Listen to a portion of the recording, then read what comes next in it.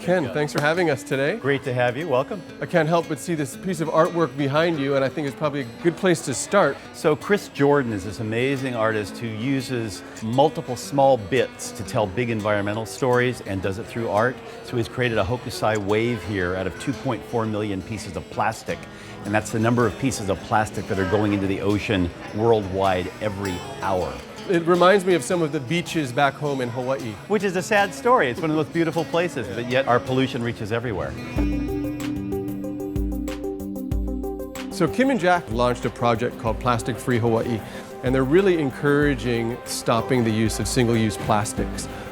Ending single-use plastic and creating a plastic-free ocean is high on our priorities because it is such a big threat to marine life, to food webs, to ecosystems. We're trying to educate the public through art.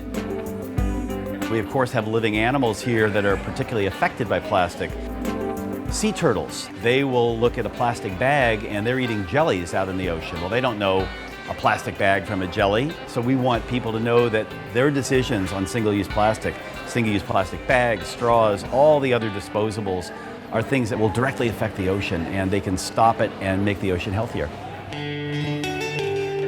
I've worked so closely with the Monterey Bay Aquarium, and this actually wasn't something that I was aware of. I was really more familiar with Seafood Watch, the ratings of sustainability of seafood. It ties into our work with plastic because there's so many things that people do that they don't even think about that have a profound effect on the health of the oceans.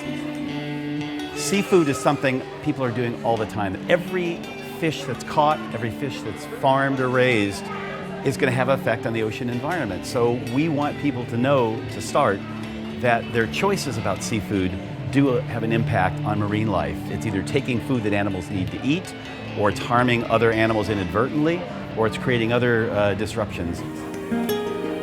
When we were young, we'd go out for a day of fishing. We'd catch a big boatload of fish. We bring it back, and the best thing about it is you're eating with your family, you're sharing fish with your neighbors.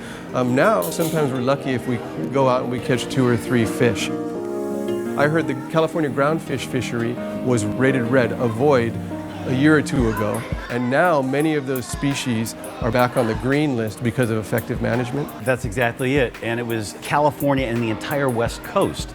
Fishermen were struggling. They couldn't be expecting their kids or grandkids to be fishing for a living the way they had enjoyed.